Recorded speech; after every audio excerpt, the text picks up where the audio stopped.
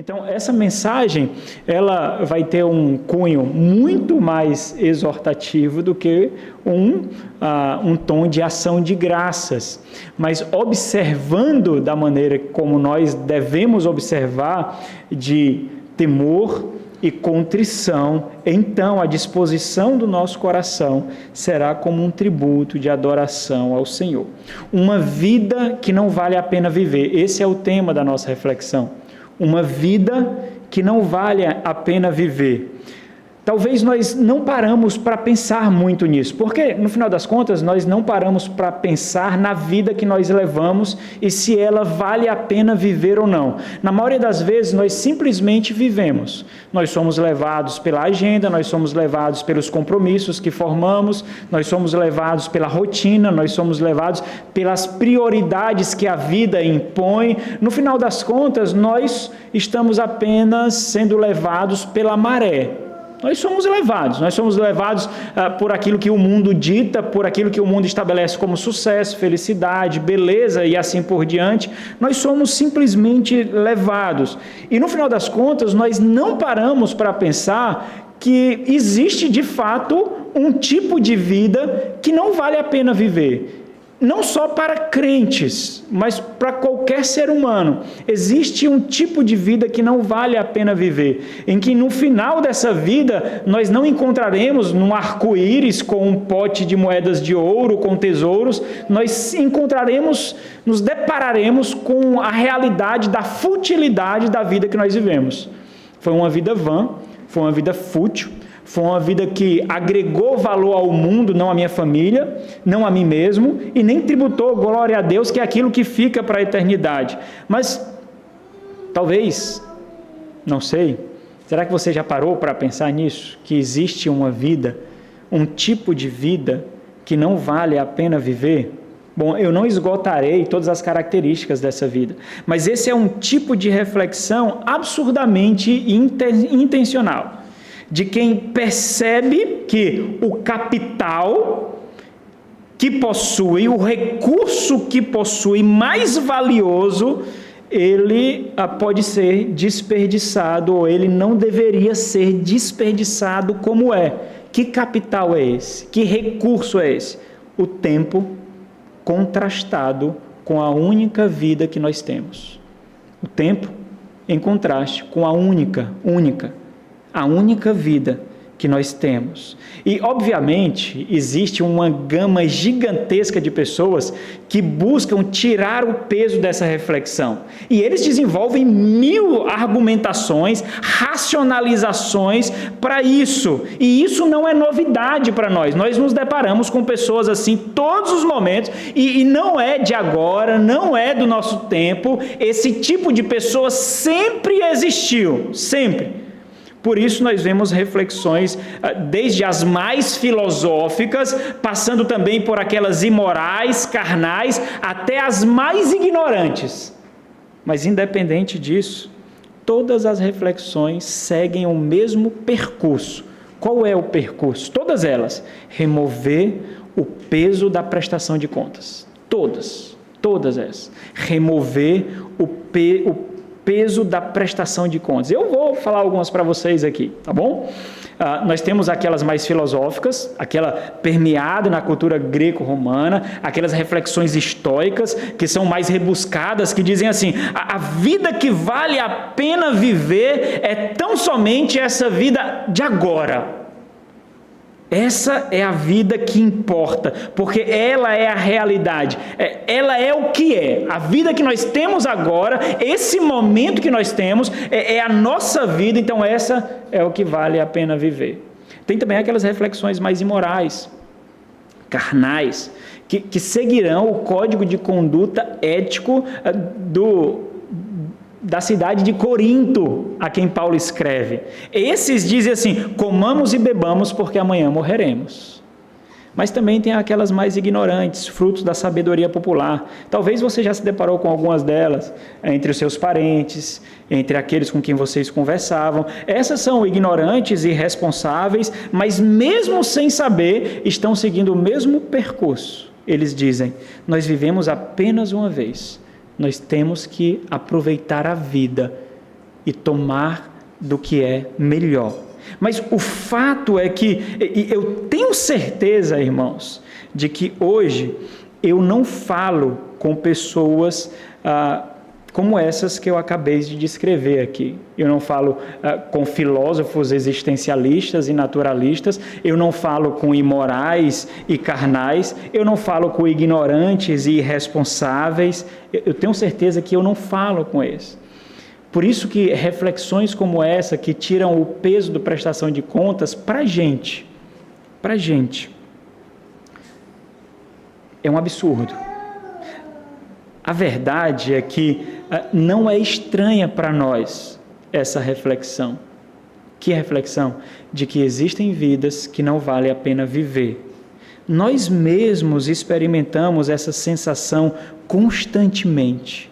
Existem momentos em que nós olhamos algumas vidas e dizemos assim: como ele consegue viver essa vida?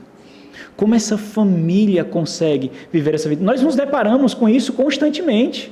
Quando nós vamos visitar amigos da infância, da juventude, quando nós vamos visitar parentes, nós fazemos isso constantemente. Acabei de ter esse tipo de experiência há pouco tempo, por exemplo, quando nós visitamos entes queridos e observamos as suas famílias, a atmosfera densa, pesada de seus lares, a desarmonia entre si, a falta de afeto na relação conjugal, a frieza, o modo de conduta dos filhos, os sonhos tolos, as esperanças frívolas e passageiras, o peso das relações, o contentamento com coisas más, com coisas sem valor, o ar parece denso, parece pesado, é difícil de respirar, nós percebemos o peso que elas não percebem, nós sentimos o odor que eles não sentem, nós discernimos a desgraça nutrida que eles não identificam.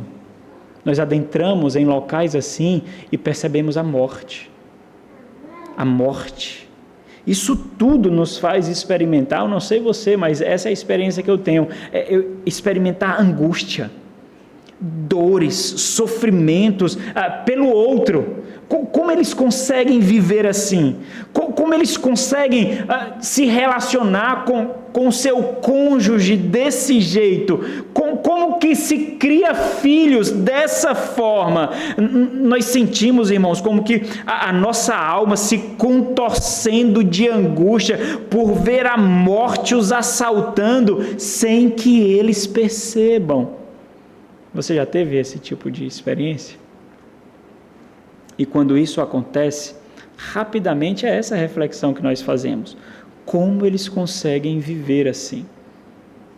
Nós não aguentamos uma hora, como eles aguentam 24 e 24 e 24 e 24, como eles não percebem? Essa é uma vida, na verdade, sem vida, sem luz, sem paz, e eles não conseguem ver como eles conseguem viver assim. E aí tem aquela grande questionamento: por que a vida de morte que eles vivem não é percebida? Por quê? Porque eles não percebem que eles estão lutando por poeira e pó.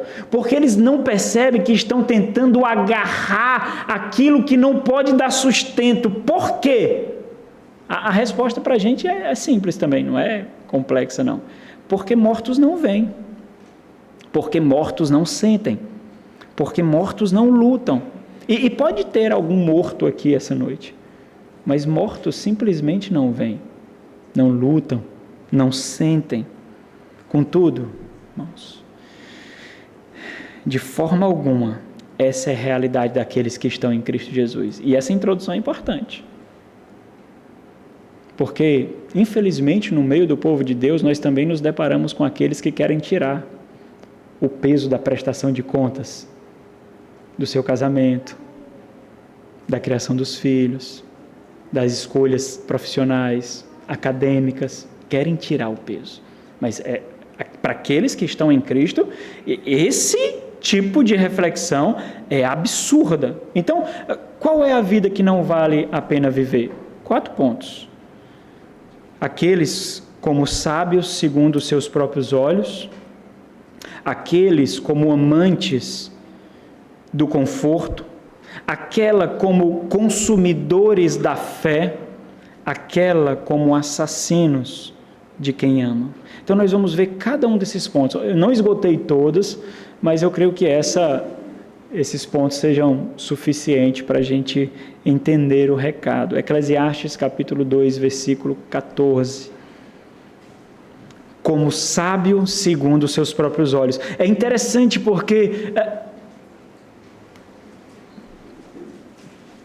com a constância maior do que nós esperávamos encontrar, nós também encontramos pessoas assim no meio do povo de Deus, no meio da igreja.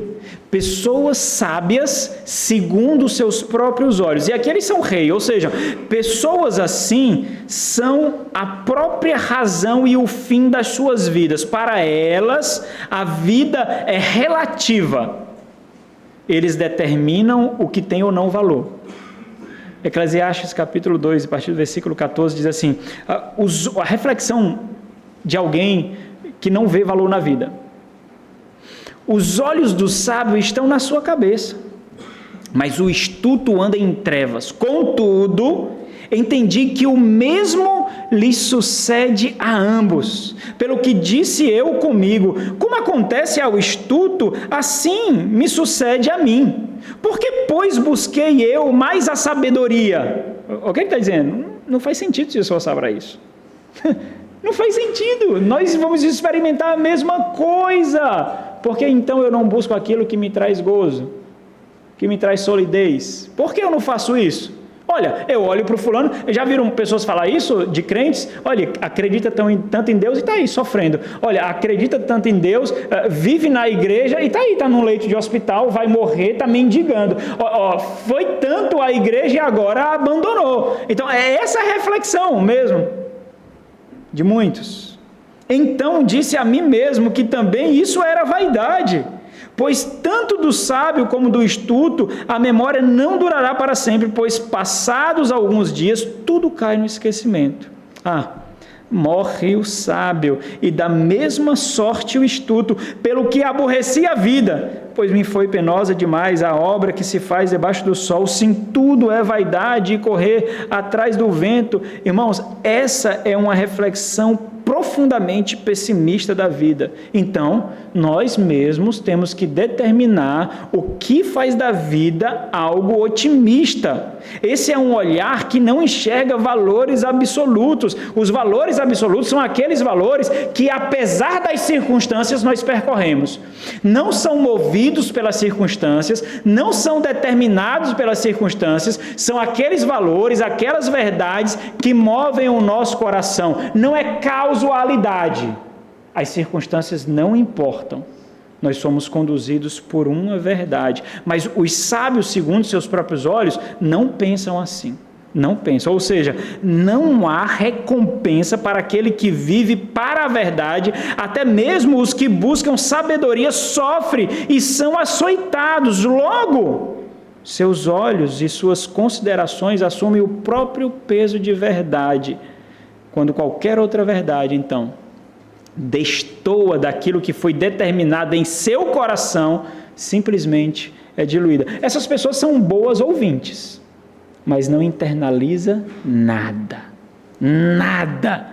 Parecem que prestam atenção. É como o seu filho, por exemplo, num culto doméstico, em que parece ele assumiu, ele desenvolveu a técnica de prestar atenção, sem entender nada. Nada. Parece que ele está atento, não parece?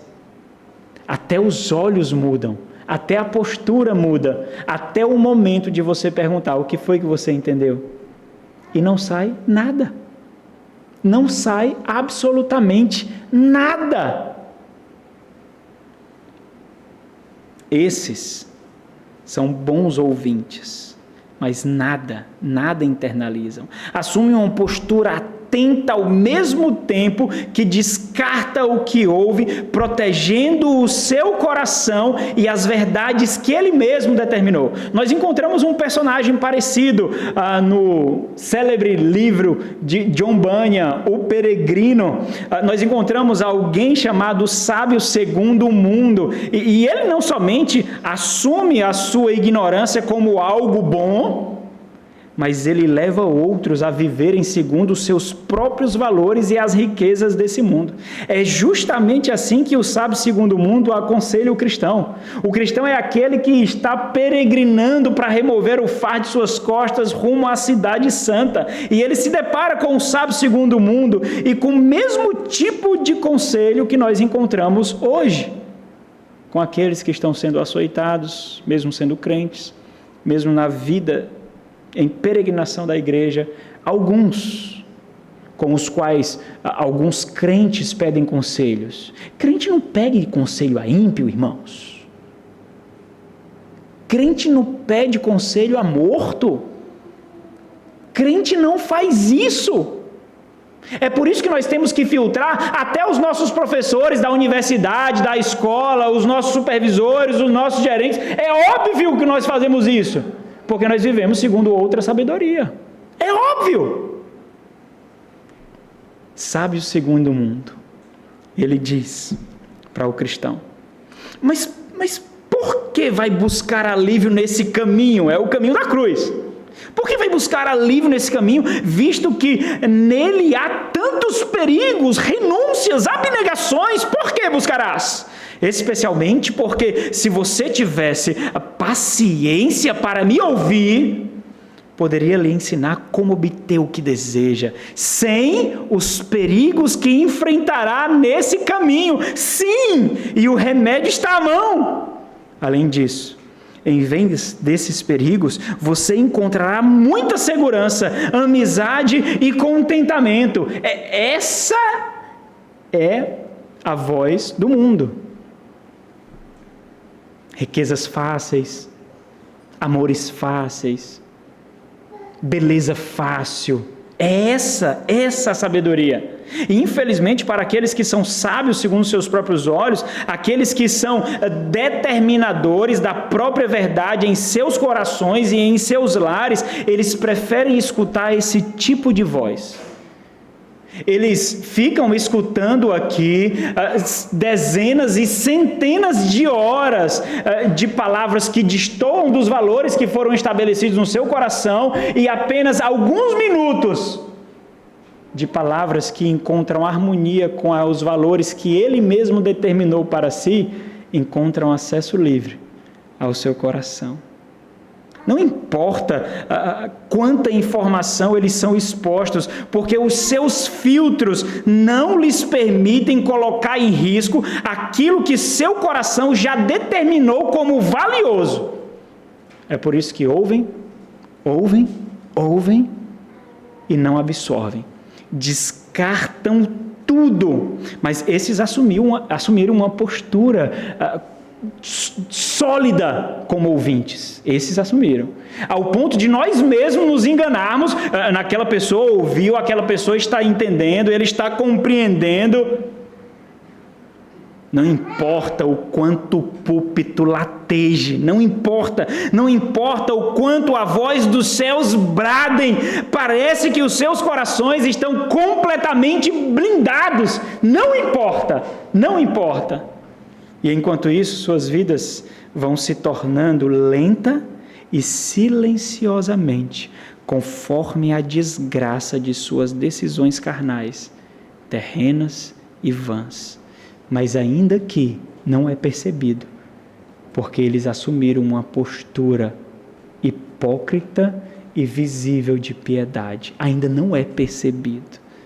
Um puritano, Stephen Charnock, ele falou um pouquinho sobre essa realidade. Ele diz o seguinte, os homens podem ter corações ateus, sem ter cabeças ateias. Olha que sacada, ele vai explicar isso. Suas razões podem defender a noção de uma divindade. Existe Deus. Existe sim, um Deus trino poderoso. Existe um único Salvador, Cristo Jesus, o Senhor existe, enquanto seus corações estão vazios de afeto por essa divindade. Vocês entenderam? A mente acredita, mas o coração rejeita. É isso. A mente acredita, mas o coração rejeita. Há um Deus e eu não ligo. Seria o mais verdadeiro e sincero se falassem isso. Há um Deus, mas eu não ligo. Mas talvez porque eu preciso prestar conta com os meus pais, com o meu cônjuge, com os meus parentes, com os meus filhos. Talvez seja mais fácil assumir essa posição fazendo Deus de besta, de um bobalhão. A mente acredita, mas o coração rejeita. No final de cada ponto, eu vou descrever em síntese que tipo de vida é essa. Uma vida que não vale a pena viver. Vai a primeira agora. É uma vida que remove de si mesmo e dos seus o privilégio do pastoreio piedoso e intencional. Essa é uma vida que não vale a pena viver. Uma vida que remove de si mesmo e dos seus o privilégio do pastoreio piedoso e intencional. Qual é a vida que não vale a pena viver, irmãos? Aquela como sábios segundo seus próprios olhos. Segundo ponto, aquela como amantes do conforto. Isaías capítulo 22. Isaías capítulo 22. Deixa eu dar uma introduçãozinha aqui antes de nós lermos o texto. Existem duas grandes verdades na humanidade, irmãos. Duas. Quando nós deparamos com realidade que todos buscam, invariavelmente todos buscam, isso deve nos fazer pensar. Por que todos buscam? Por que todos querem? Por que é tão apetitoso para os nossos corações? Existem duas grandes verdades na humanidade. Primeiro, todo ser humano possui um anseio pelo divino. Alguns chamam de centelha divina. Todo ser humano existe o anseio pelo divino em seu ser. Todo ser humano. E o segundo é que todo ser humano anseia pelo conforto. E essas duas realidades são inatas ao homem pelo simples fato de estarem unidas na criação.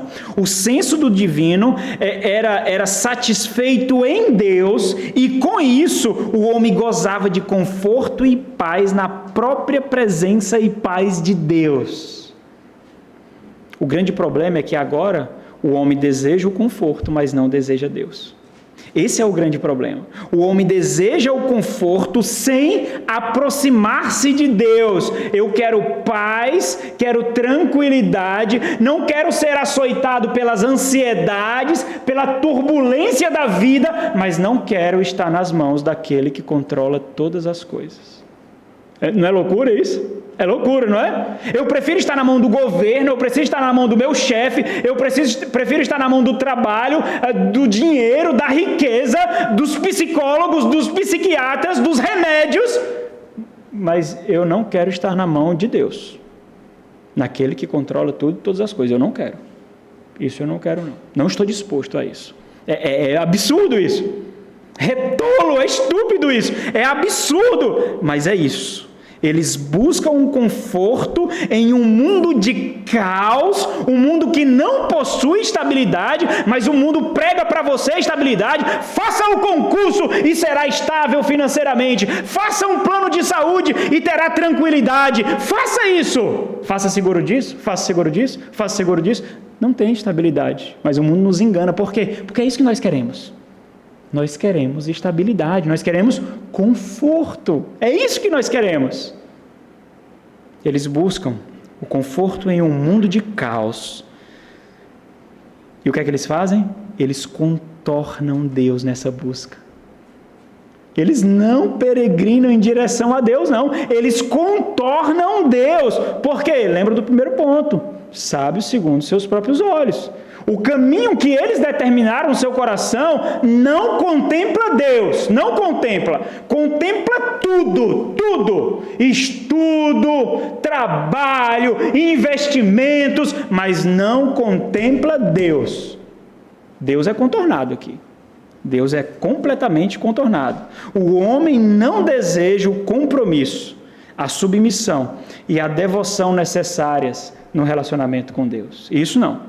Eu posso me comprometer com a minha carreira, eu posso me comprometer com o meu corpo, com a minha saúde, com a minha beleza, mas com Deus, não.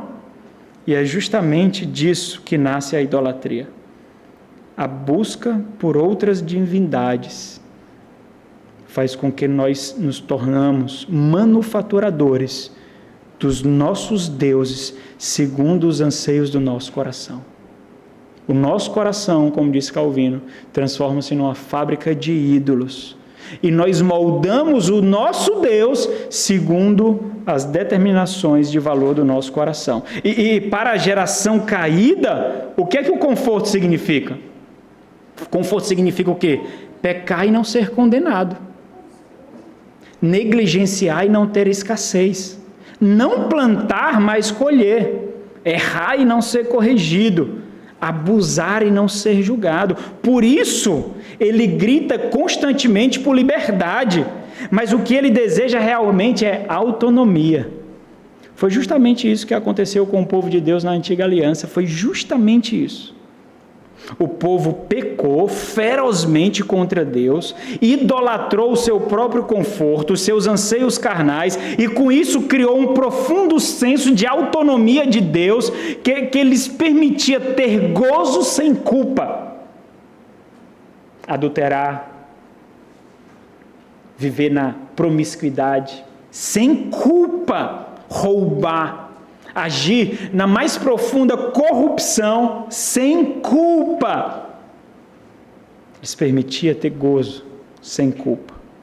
Lhes permitia ter conforto, sem o compromisso com Deus e, portanto, sem condenação. Isaías capítulo 22. A partir do versículo 12. É importante vocês entenderem o que é que eles fazem. Aqueles que são amantes do conforto. Eles reconceituam tudo. O culto assume outro propósito. As programações da igreja assumem outro propósito.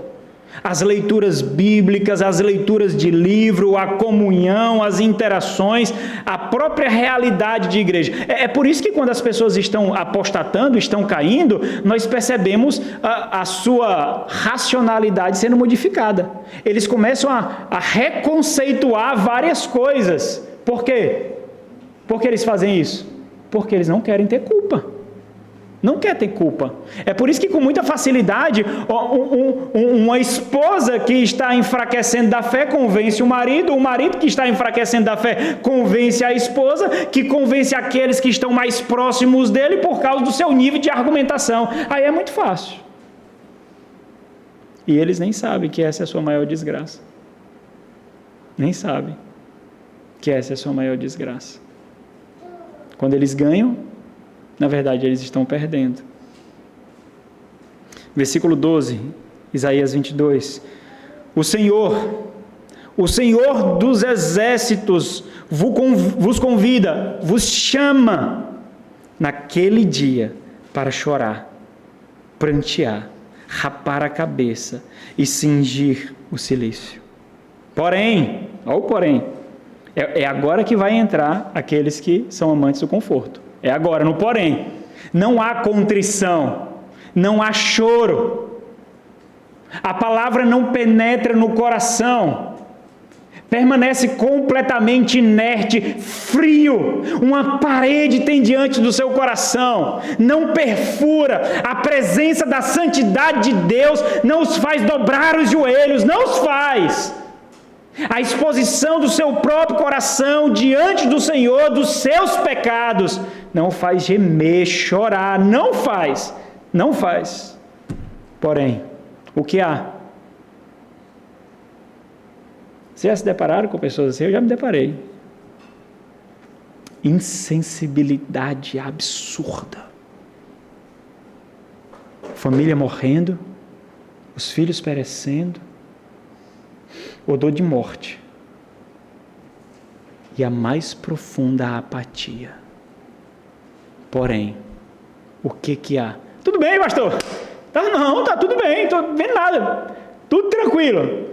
E aí a família, não, boa demais, pastor, temos caminhado aí tranquilamente, graças a Deus, ficando na igreja, faltamos algumas vezinhas, porque essa pessoa não pode faltar muito não, irmão. Pessoas assim não podem faltar muito à programação. Por quê? Porque é a última parede de contenção para descobrir a sua hipocrisia. Então eles não podem faltar. O seu lar já é uma desgraça. Se faltar as programações da igreja, ele é descoberto, então ele não pode faltar. E é aí que vem o perigo. É aí que vem o perigo. É o porém aqui. Porém, é só gozo e alegria que se vem. Lembra que aqui ele está nesse cenário de festividade de culto. Matam-se bois, degolam-se ovelhas, comem-se carne, bebe-se vinho. Tudo aqui descrições de festividade, de contentamento. E se diz, é daqui que vem aquela citação de Paulo, comamos e bebamos que amanhã morreremos. Mas, você acha que está tudo bem, né? Ele acha que está tudo bem. Mas o Senhor dos Exércitos vos declara aos meus ouvidos, dizendo, certamente, esta maldade não será perdoada, até que morrais, diz o Senhor dos Exércitos. Irmãos, amantes do conforto, não veem as consequências dos seus atos, simplesmente não veem. Eles enxergam esses atos apenas como meios para conseguir o que tanto almeja, deleite carnal sem condenação. Eles podem ver aqueles que amam sofrendo as consequências de sua negligência, de sua omissão, mas nada sentem ou fazem. Eles vivem indolor ao rastro de miséria que trilham, mesmo tendo grandes alertas de suas almas e de outras almas que ele ama, ressequidas em sua própria casa, mas eles não agem. Eles andam de mãos dadas com a omissão e a preguiça, as amando mais do que a Deus e mais do que os seus. O puritano John Flavel falou um pouquinho sobre isso. Ele disse assim, sobre os filhos, sobre o lar, sobre a família, sobre a causa e o efeito, sobre a negligência e as consequências, sobre a negligência sendo uma porta aberta para Satanás entrar na sua casa, pegar as mãos dos seus filhos e doutriná-los. É isso que a omissão faz, é isso que a negligência faz. Se você não pegar na mão dos seus filhos, Satanás pegará. Se você não inculcar na mente dos seus filhos, do seu cônjuge, Satanás o fará. Ele diz, se você negligenciar, instruir os filhos e o próprio lar no caminho da santidade, o diabo, pense comigo, o diabo negligenciará instruí-lo no caminho da maldade? Será que ele não vai aproveitar essa oportunidade? Você o convidou. É isso que você faz quando negligencia o culto doméstico, a leitura bíblica, o discipulado dos filhos. Você está dizendo, vem Satanás, Satanás tome o meu filho, Satanás tome a minha esposa, ensina-o, é isso que você está dizendo. Você está convidando ele, é isso que você está dizendo, você está convidando. Será que Satanás não doutrinará?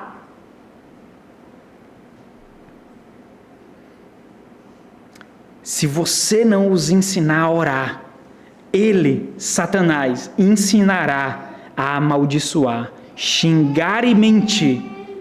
Se o solo não for cultivado, as ervas daninhas surgirão. Irmãos, e mesmo ao perceber o estrago, aqueles que são amantes do conforto, mesmo ao perceber o estrago, o desfrute carnal do conforto os faz não perceber o peso da desgraça e da miséria. Ao invés de chorar, ao invés de agir, ao invés de resgatar, o quê? A minha família está na beira do precipício, a minha família está no vale de morte, a minha família é um vale de ossos secos. Ao invés disso, viram as costas e sai do quarto das suas responsabilidades. Simples. Pega o celular, assiste o filme, vai jogar, vai trabalhar. Simples, simples. Isaías capítulo 5, versículo 12, diz assim: liras e harpas, tamboris e flauta, e vinho há nos seus banquetes. Olha o que o Senhor está dizendo para o povo aqui. A festa ao invés de luto, a riso ao invés de pranto. Vinho há nos seus banquetes, porém não consideram os feitos do Senhor, nem olham para as obras das suas mãos. As obras das suas mãos. Sangue. Sangue. Alguns findam um ano com sangue em suas mãos. Sangue. Lágrimas. Nos seus ouvidos ouve-se pranto, choro, dor. Numa síntese, uma vida que não vale a pena viver é uma vida que reduz todos aos pés do seu ego, por causa da vaidade do seu conforto. Uma vida que não vale a pena viver é uma vida que reduz todos aos pés do seu ego, por causa da vaidade do seu conforto. Para esses, os gemidos daqueles que amam são apenas o preço para o conforto tão almejado. A minha esposa, ela vai aguentar. Ela vai me deixar, ela é crente. Os meus filhos, estão nas mãos de Deus. Parece que para alguns, o preço do conforto, quanto é que vale o conforto para você? Quanto é que vale os seus bens? Sua prosperidade? Seus estudos? Quanto é que vale? Quanto é que vale o sucesso acadêmico do seu filho? Quanto é que vale? Quanto é que vale um almoço melhor? Se você tem que trabalhar mais para negligenciar a sua família para botar uma carne a mais no mês no prato. Quanto é que vale? Porque tem um preço. E você sabe. Você talvez não pensou dessa forma. Parece que para alguns o preço do conforto nunca é elevado demais. Eles estão dispostos a oferecerem a sua própria família como oferta de sacrifício no altar do mundo. Toma. Aqui é o futuro do meu filho. Só me dá prosperidade financeira. Só me dá carros. Só me dá estabilidade financeira. Está aqui, meu filho está aqui. A minha esposa está aqui. Toma. Toma. É desse jeito que acontece. Talvez, alguém aqui pode achar que eu estou sendo radical demais. Né? Pastor, está sendo radicalzão aí. Vai findar o ano desse jeito, pastor? Está sendo radical. Será que isso existe mesmo, irmãos? Será que existe? Eu gostaria que vocês... Não precisa fechar os olhos, não. Mas eu vou descrever uma cena para você aqui. E aí você imagina essa cena comigo. Imagine comigo a cena por um instante. A mulher sente as forças da sua alma se esvaindo. A lida tem-lhe sugado as energias espirituais e o vigor dela está enfraquecido. Então ela busca ajuda naquele que o Senhor lhe deu para pastoreá-la, nutri-la, o seu marido. Contudo, ao chegar lá, ela encontra uma porta trancada e palavras frias. O marido realmente não compreende que a morte está cirandando a sua esposa, os seus filhos e a sua família. A mulher sente-se então só. Aquele que deveria cuidar dela como Cristo cuida da igreja, simplesmente despreza o seu papel de pastor e protetor. O marido então eleva o descanso e o conforto ao status superior ao valor da sua própria esposa, filhos e família. O tempo passa, no lar, ouve-se os gemidos da alma, ao mesmo tempo que o silêncio da palavra de Deus naquele lar se torna cada vez mais ensurdecedor. O aroma de Cristo, aos poucos, se torna em odor de morte naquela casa. Mas ainda assim, não há qualquer ação por parte do marido ao pedido e súplica da mulher e ver os efeitos da sua negligência nos filhos. Então, ao serem buscados pelos pastores, visitados, mesmo depois de inúmeras tentativas de mascarar a sua situação de morte espiritual e de lamaçal que vivem, ao serem então encurralados pelos próprios pecados, omissões e apatia, então vem a confissão. Eu sabia que nós estávamos nessa situação. Eu sabia. Eu sabia o que deveria fazer. Eu sabia. Eu sabia quais eram as consequências. Vocês acham que isso acontece pouco? Vocês acham que isso é uma fábula? Um conto? Não. Não é. Não é. Não é. Vocês conseguem criar essa cena na cabeça de vocês? Alguns aqui não precisam criar essa cena, porque vivenciaram.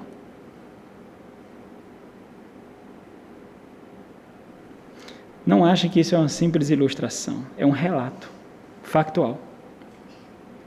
O que fazer diante disso tudo, então? O que fazer diante disso tudo? Como? Nós podemos chegar ao diagnóstico de que existem maridos, pais de família, que vivem cortejando a morte de si mesmos e daqueles que o Senhor colocou como responsáveis. Como?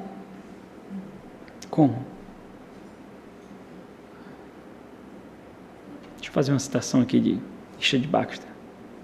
Ele diz o seguinte: é uma verdade evidente que a maioria dos males que agora infestam ou atingem a humanidade em toda a terra consiste ou são causados pelas desordens e má governança das famílias.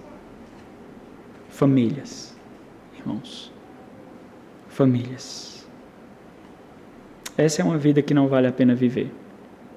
Qual é a vida que não vale a pena viver? Aquela como sábios segundo seus próprios olhos. Aquela como amantes do conforto. Terceiro ponto, aquela como consumidores da fé. Consumidores da fé não produzem, eles investem. Consumidores da fé não produzem, mas eles desfrutam de tudo sem culpa. Não por acaso eles são marcados pela vaidade e o ego, que blinda os seus corações e sua mente, e o orgulho é o seu companheiro e o seu cúmplice na caminhada. Julgam a si mesmos merecedores do que é bom. Pode continuar Isaías capítulo 1. Julgam a si mesmos como merecedores do que é bom, do tempo dos demais, de tudo que possa agregar à sua vida, não importa o quanto os outros fiquem indispostos ou constrangidos, o julgamento que fazem é de que, se for importante a eles mesmos, isso basta.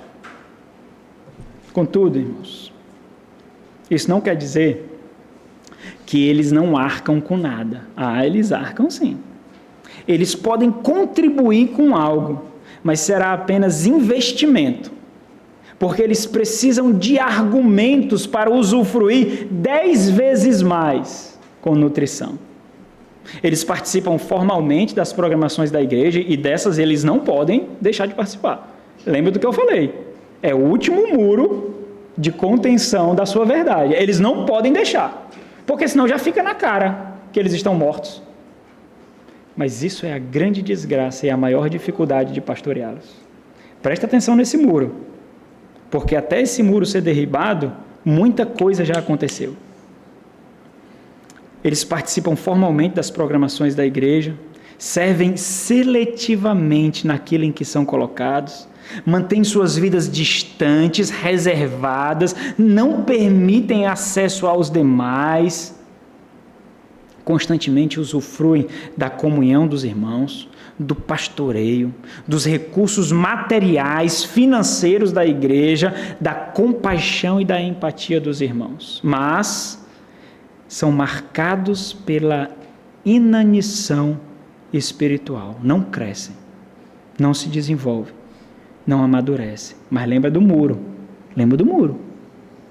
Porque é esse muro que não nos permite ver. Lembra do muro. Esse muro é importante aqui. Nós vamos falar sobre esse muro.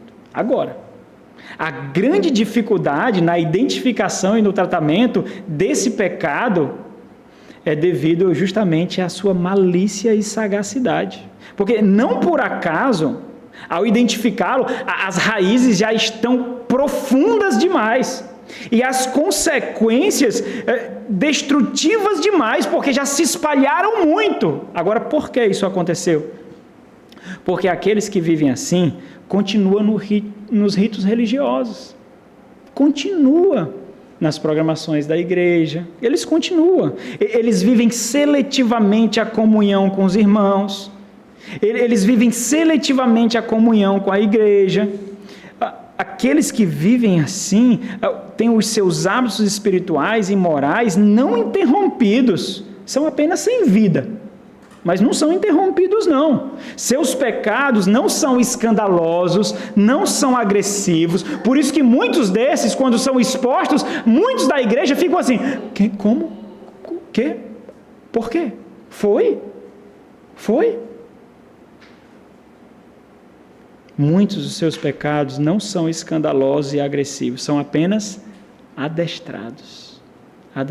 Ou seja, cria-se uma estrutura de blindagem e uma rede de proteção carnal para que não sejam expostos, mas eles mesmos sabem de tudo, apenas se acostumaram e se acomodaram com esse padrão de vida. Eles não sentem, mas a morte está lá. Eles não sentem. Assim como os demais pontos que nós tratamos até aqui, essa não é uma prática inovadora, irmãos, esconder a carnalidade. Por isso as consequências permanecem a mesma. Paulo disse isso às igrejas da Galácia, não vos enganeis. De Deus não se zomba, pois tudo aquilo que o homem semear, isso também ele ceifará. Quando esse padrão de vida é estabelecido, cria-se por parte daqueles que praticam e por todos que estão ao seu redor uma sensação de paz, de harmonia, uma sensação de vida, uma sensação de piedade, quando na verdade não há vida e seus lares apodrecem. São consumidores da fé. E por isso Deus não os recebe, nem recebem aquilo que fazem como culto. Isaías capítulo 1, versículo 11. De que me serve a mim a multidão dos vossos sacrifícios? Traz para o nosso contexto. De que me serve a mim vir ao culto? Cantar louvores, contribuir com ofertas, fazer orações, vestir essas roupas. De que me serve a mim? Estou farto dos holocaustos de carneiro e da gordura de animais cevados, e não me agrado do sangue de novilhos, nem de cordeiros, nem de bodes. Quando vindes para comparecer perante mim, quem vos requereu, só pisardes os meus átrios, não contamineis não continuareis a trazer ofertas vãs, o incenso é para mim a abominação, e também as festas da lua nova, os sábados e a convocação das congregações, não posso suportar iniquidade associada ao ajuntamento solene, as vossas festas da lua nova e as vossas solenidades, a minha alma as aborrece, já me são pesadas, estou cansado de as sofrer, pelo que quando estendeis as mãos, escondo de vós os olhos. Sim, quando multiplicai as vossas orações, não as ouço, porque as vossas mãos estão cheias de sangue. Qual é o grande problema aqui? Qual é o grande problema aqui? Qual é o grande problema daqueles que consomem a fé? Porque a fé não os faz viver. Eles não entendem isso. Deus vira o rosto Deus fecha os olhos. Deus não recebe. Por quê? Porque o Senhor requer algo. O Senhor quer verdade, não perfeição. O Senhor quer verdade. Versículo 16. Lavai-vos, purificai-vos, tirai a maldade de vossos atos de diante dos meus olhos, cessai de fazer o mal. Aprendei a fazer o bem, atendei à justiça, repreendei ao opressor, defendei o direito do órfão, pleiteai a causa das viúvas. Meus irmãos, consumidores da fé não desfrutam de paz com Deus, mas eles desfrutam de um tipo de paz. Importante entender isso também. Eles desfrutam da paz de si mesmos. Lembra?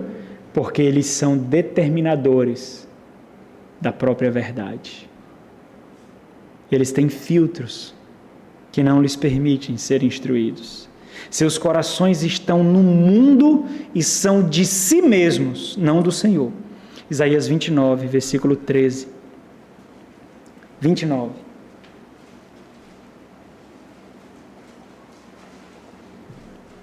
Versículo 13 diz assim. Desculpa. É esse mesmo, 29, 13, diz assim: o Senhor disse, visto que este povo se aproxima de mim, com a sua boca e com os seus lábios me honra, mas o seu coração está longe de mim, e o seu temor para comigo consiste só em mandamentos de homens, que maquinalmente aprendeu. Fazes isso, e o Senhor te abençoará. Nós nos preocupamos com ritos de homens. Vão ao culto, dê oferta, participe das programações, faça isso. Consumidores da fé, irmãos, consomem informações a respeito de Deus. Eu sei quem é Deus, mas não tenho paz com Ele. Mas eu sei quem é Deus. Eles consomem informações a respeito de Deus, discutem sobre Deus. Eles não sabem, é uma pena que não sabem. Mas quanto mais eles demonstram conhecimento teológico e doutrinário, quanto mais eles demonstram conhecer das Sagradas Escrituras, pior é para as suas vidas. Porque o seu conhecimento não os faz temer a Deus. Não os faz. Eles manipulam o conhecimento da justiça de Deus para parecerem santos, prudentes, morais, mas são carnais. Isaías 58, versículo 2. Isaías 58, versículo 2, diz assim: mesmo neste estado, olha aqui, eles estão prestes a serem tomados por inimigos. Eles estão prestes a serem tomados. Mesmo nesse estado, ainda me procuram dia a dia, têm prazer em saber os meus caminhos, como povo que pratica a justiça e não deixa o direito do seu Deus, perguntam-me pelos direitos da justiça, têm prazer em se achegar a Deus, dizendo: por que jejuamos nós? Olha o que eles estavam fazendo, eles estavam jejuando. Por que jejuamos nós e tu não atentas para isso? Olha, nós estamos fazendo aqui o que o Senhor quer. Não é para vir ao culto, não é para contribuir, não é para ler, não é para orar. Nós estamos fazendo. O Senhor quer mais o quê? Quer o coração? Aí é demais, né? Aí é demais. Para muitos é essa mesmo. O que queres mais? Porque afligimos a nossa alma e tu não o levas em conta. Eis que, no dia em que jejuais, cuidais dos vossos próprios interesses. O que é que eles querem? Um ansiolítico espiritual, é isso que eles querem. Eles não estão jejuando para Deus. Eles não estão vindo ao culto por causa de Deus. Eles estão vindo por quê? Porque eles querem pecar mais sem culpa. Eles querem roubar sem culpa. Eles querem adulterar sem culpa. Eles querem sexo antes do casamento sem culpa. É isso que eles querem. Não é para Deus que vem ao culto. Não é para Deus que jejuam. Não é para Deus que oram. Não é.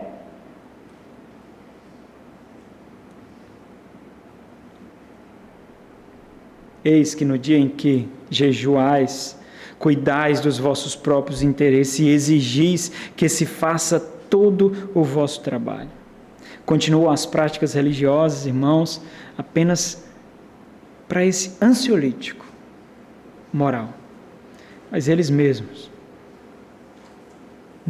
não há vigor, não há vida. A síntese, uma vida que não vale a pena viver.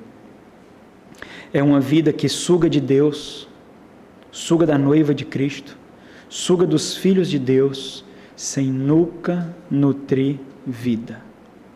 Suga, suga, suga. Qual é a vida que não vale a pena viver? Aquela como sábios segundo seus próprios olhos, aquela como amantes do conforto, aquela como consumidores da fé. E por fim, depois de tudo isso, o que é que nós poderemos esperar?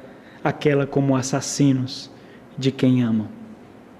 Porque é isso que são, assassinos de quem amam.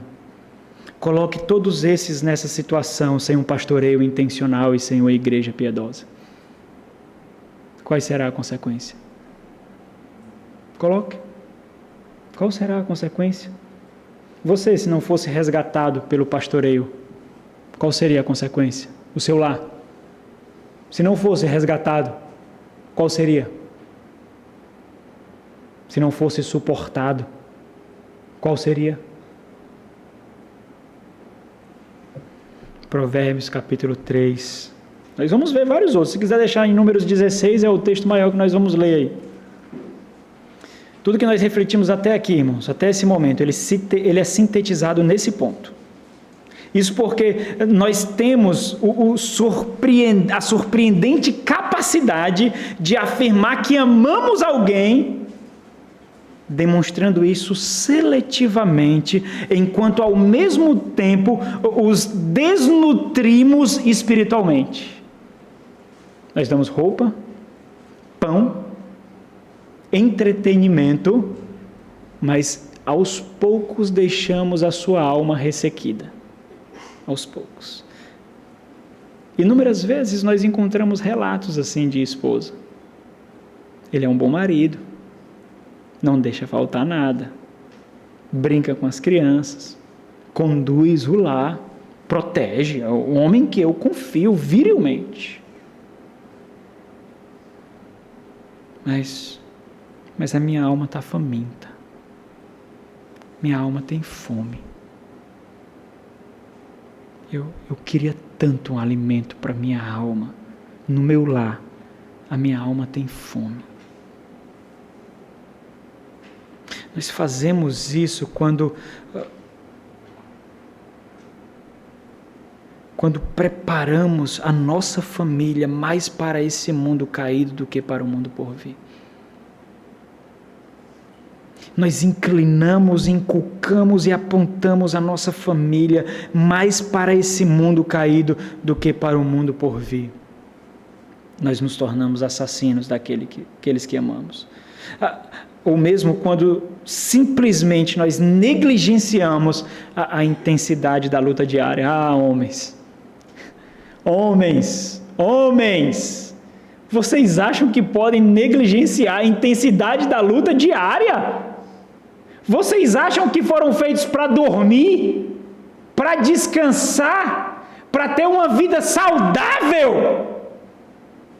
Homens, vocês foram criados para morrer por sua esposa e os seus filhos. Vocês não foram criados para o conforto, não. Não foram. Fechem os olhos. 1 minuto. Descuidem poucos segundos. Verás o caos. Eu sei que nós cansamos, irmãos. Eu sei que nós queremos, até palavras saem da nossa boca não calculada. Eu só queria 1 minuto de paz. Eu só queria um dia de sossego. Lá vem de novo, mais um problema. Eu sei. Mas, no final das contas, nós temos que dizer para nós mesmos: não tendes, não terás. E aí? Não terás. Quando nós diminuímos, negligenciamos a intensidade da luta diária, nós vacilamos.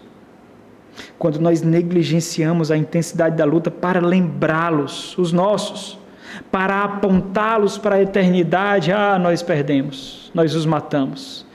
E é muito importante compreender o que significa, irmãos, o que significa a profundidade disso e a extensão disso, porque assassinos espirituais podem ser grandes provedores da vida mundana. É isso que muitos argumentam. E mundano aqui significa amar e buscar a prosperidade, o contentamento, a realização e o sucesso segundo esse mundo caído.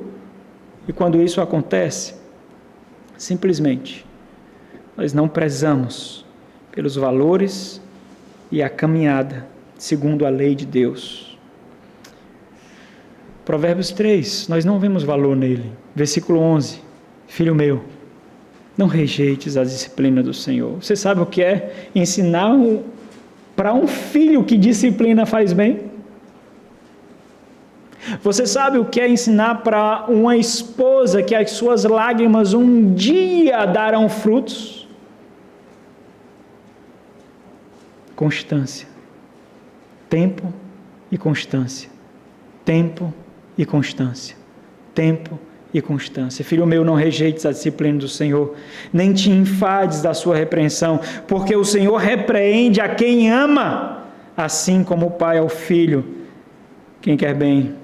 O Senhor nos ensina que nem sempre, irmãos, espinhos na estrada é um sinal ruim, embora cause dores.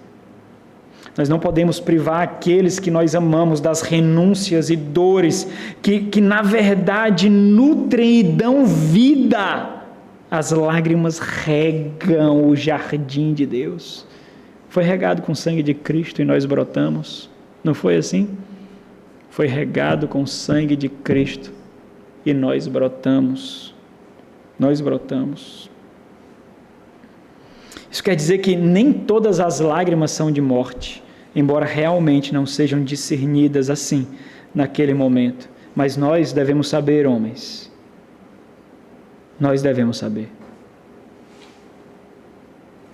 Agora, nós queremos acalentar, mas talvez acalentar será o maior prejuízo. As mães de família têm que saber disso aqui também. Tem que saber. Existem muitas situações na Bíblia que retratam momentos como esse, acontecimentos como esse.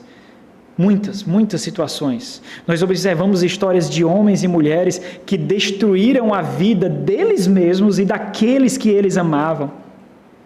Como, por exemplo, as exortações do Senhor Deus ao profeta Eli, que negligenciou o pastoreio do lar e deixou os filhos, Hofni e Finéias, andar segundo os seus próprios desejos. E em 1 Samuel capítulo 2, versículo 29, o Senhor diz: porque honra a teus filhos mais do que a mim. Você tem honrado alguma coisa mais do que a Deus? Então converte essa palavra. Porque honra os teus bens mais do que a mim. Porque honra os teus estudos, os estudos dos teus filhos mais do que a mim. Porque honra o teu conforto mais do que a mim. Porque honra a tua beleza mais do que a mim. Aqueles que idolatram os filhos aqui, porque honra os teus filhos mais do que a mim. Aqueles que idolatram o cônjuge, porque honras o teu cônjuge mais do que a mim. Os que idolatram uma ideologia, uma vertente política. Os que idolatram uma influência, porque honras mais do que a mim. Mas existe uma situação ainda mais pungente e assustadora. Números 16. Mais pungente e assustadora daqueles que vivem uma vida que não vale a pena viver.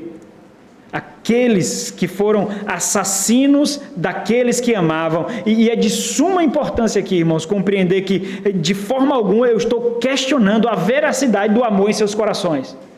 Eu não estou dizendo que os homens que citei agora, eu não estou dizendo que o profeta Eli não amava os seus filhos, não estou dizendo que os homens que eu vou mencionar agora também não amam os seus filhos, e aqueles que agem assim não amam as suas famílias, mas o que eu estou dizendo é somente que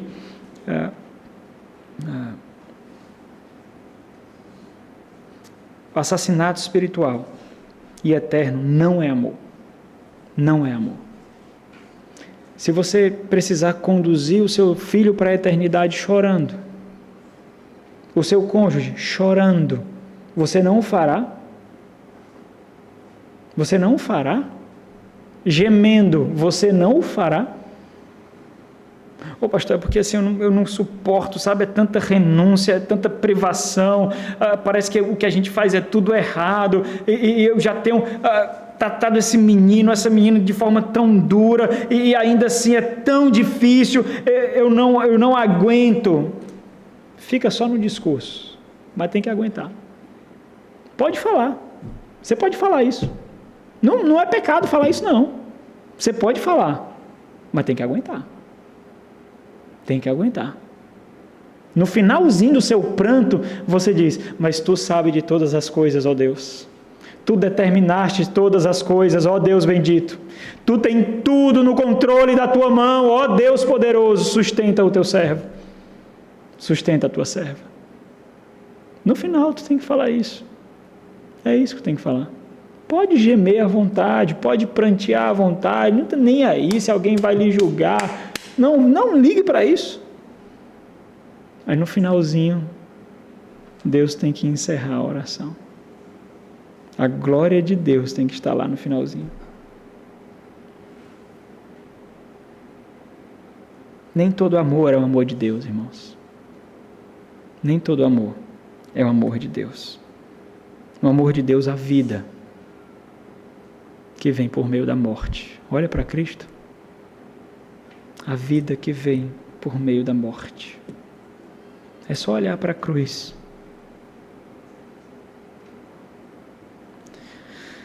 Ou seja, a falta de sabedoria, a falta de intencionalidade nos faz, nós, armadilhas e perigos para aqueles que estão ao nosso redor. Corá, Datã e Abirão, de forma eloquente, expressiva, solene e aparentemente piedosa, eles se levantam para agredir a liderança estabelecida por Deus, Moisés e Arão, homens de Deus. Números 16. A postura deles parece profundamente abnegada.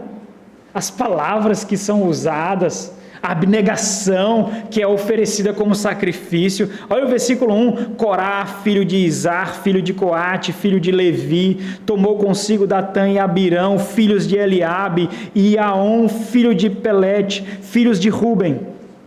Levantaram-se perante Moisés com 250 homens, filhos de Israel, príncipes da congregação, eleitos por ela, varões de renome, e se ajuntaram contra Moisés e Arão e lhes disseram: basta, pois que toda a congregação, olha que coisa linda, é santa. Homem piedoso, homens piedosos, a toda a congregação é santa, cada um deles é santo, e o Senhor está no meio deles.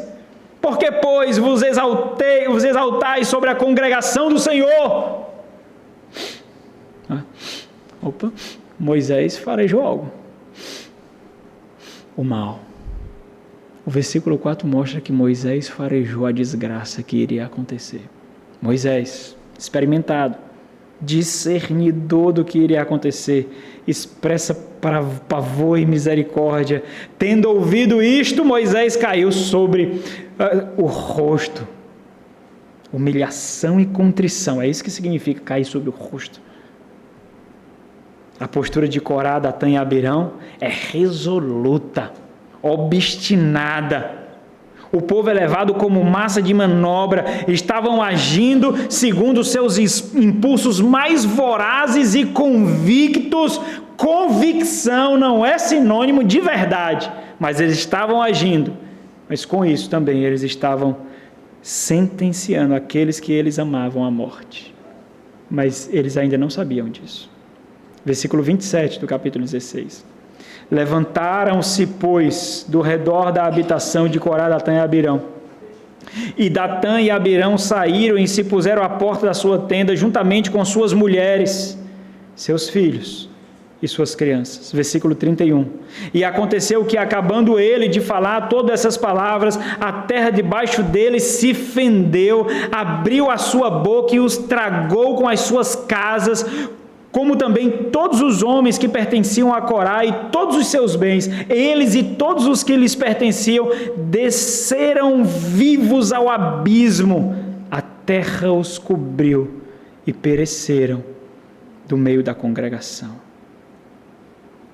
Olha aqui, por seguir os seus impulsos frívolos do próprio coração, esses homens perderam tudo o que tinham e o que almejavam. O juízo do Senhor se materializou como uma grande fenda no chão e os tragou ferozmente. Esses homens foram convictos, audaciosos, vorazes, carismáticos, tinham o aplauso do povo, 250 homens de renome estavam com ele, ovacionando: vai, é isso mesmo, é verdade, o povo está contigo, vai. Mas eles estavam mortalmente errados. Aquelas mulheres, suas esposas, seus filhos, seus pequeninos, confiaram em seus maridos e em seus pais. E aqueles homens não valorizaram essa confiança e esse amor. É isso que você faz quando você não nutre com culto doméstico o seu lar. É isso que você faz.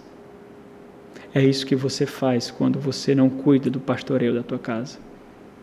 É isso que você faz. É isso que você faz quando você anseia mais pelos bens que a sociedade ostenta do que pela limpeza espiritual do seu lar. É isso que você faz. Eles assassinaram aqueles que deveriam proteger, nutrir, amar e salvar. Suas vidas ficaram, então, para sempre cravadas na história da humanidade como exemplos de vidas que não vale a pena viver. E a última síntese. Uma vida que não vale a pena viver. É uma vida cujas palavras são como poeiras e vento, sem materialidade. Elas não se tornam tangíveis na vida daqueles que amamos. É uma vida cujas palavras são poeira e vento, sem materialidade. Elas não se tornam tangíveis na vida daqueles que amamos. Qual é a vida que não vale a pena viver, irmãos, para nós finalizarmos? Aquela como sábios segundo seus próprios olhos, aquela como amantes do conforto, aquela como consumidores da fé, aquela como assassinos de quem amam. Vamos finalizar com 2 textos, rápido. O texto que nós lemos na liturgia, Filipenses capítulo 2. Quando nós observamos tudo isso que a gente acabou de refletir, cada uma dessas realidades são estranhas demais para nós. Nós não somos filósofos naturalistas, nós não somos imorais ou ignorantes e irresponsáveis, nós somos testemunhas e embaixadores de Cristo. E isso muda tudo, irmãos. Nós somos mordomos da vida que nos foi confiada, nós vivemos cientes de que nós prestaremos contas. Segundo capítulo de Filipenses, versículo 14. Fazei tudo sem murmuração nem contenda. É pesado demais?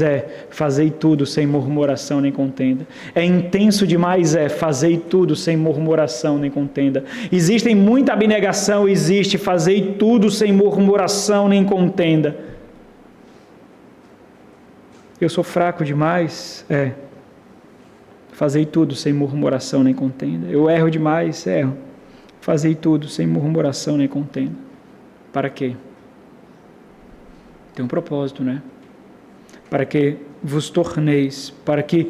Interessante isso, esse vos torneis aqui, a configuração desse verbo é interessante porque dá a ideia de deixar-se ser tornado,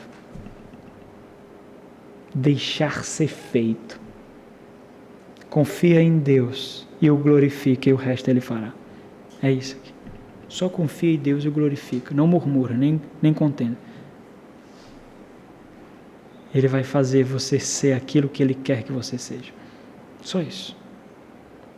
Para que vos torneis irrepreensíveis e sinceros. Sincero aqui é sem mistura. Por quê? Porque esse mundo, o que é que ele faz? Murmura e contende. É justamente o que ele vai dizer. Agora, porque vocês devem ser o quê? Filhos de Deus inculpáveis no meio de uma geração pervertida e corrupta, na qual resplandeceis como luzeiros no mundo. Como nós vivemos assim então? Como? Preservando a palavra da vida, ou seja, vivendo, testificando que o Evangelho é real e vale a totalidade da nossa vida. Para quê? Olha a prestação de contas. Para que no dia de Cristo, quando Ele vier, eu não me glorie de que não corri em vão, nem me esforcei inutilmente, porque o seu esforço pode ser completamente inútil. Você constrói uma família glamurosa segundo os padrões desse mundo. E foi inútil. Foi inútil.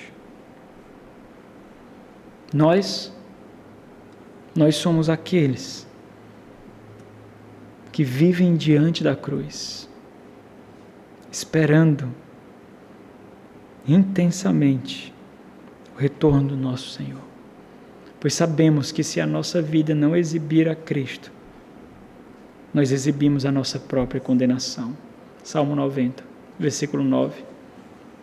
Pois todos os nossos dias se passam na tua ira. Acabam-se os nossos anos como um breve pensamento. Os dias da nossa vida sobem a 70 anos, ou é havendo vigor a 80, mesmo assim, neste caso, o melhor dele é canseira e enfado e aflição, os mais velhos sabem disso.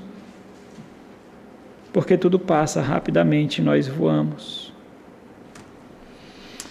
Deixa eu encerrar com a citação de George Swinnock, um puritano. Existe uma grande diferença das ovelhas e dos porcos. Existe uma grande diferença. Nós caímos, irmãos. Oh, como nós caímos. Nós vacilamos, nós erramos, mas nós não somos porcos. Nós não somos porcos. A lama é estranha a nós. O odor desse mundo é estranho para nós. George Swinnock, ele diz o seguinte: uma ovelha pode cair no vale, na vala, e contaminar-se, mas ela corre para fora assim que pode. Mas o porco escolhe um lugar sujo, chafurda o dia inteiro na lama e no atoleiro. Um santo pode cair em pecado, mas ele se apressa em se recuperar pelo arrependimento. Um pecador vive nele dia e noite. Vamos orar. Nosso Senhor e Deus, ó meu Pai, que temor gastarmos tanto daquilo que o Senhor nos dá e ainda assim viver uma vida que não vale a pena viver, ó Deus. Ó Deus, tanta nutrição pelo alimento, tanto oxigênio jogado fora, tanta vestimenta, tanta água, tanta vida, ó Deus, pode ser desperdiçado conosco quando o Senhor Jesus Cristo não é visto em nós. Ó Senhor da glória, ajuda-nos, ó Deus bendito, em nome de Jesus. Que essa palavra penetre nos corações, ó Deus, e gere vida, que derrube as barreiras da hipocrisia, da falsidade, ganhe o coração e gere vida, ó Deus. Ó meu Pai, que esse tempo para nós seja um marco de mudança. Faz-nos voltar e caminhar de novo, ó Deus. Levanta-nos com tuas mãos poderosas para a peregrinação santa, para que não sejamos vistos, apenas Cristo, em nome de Jesus.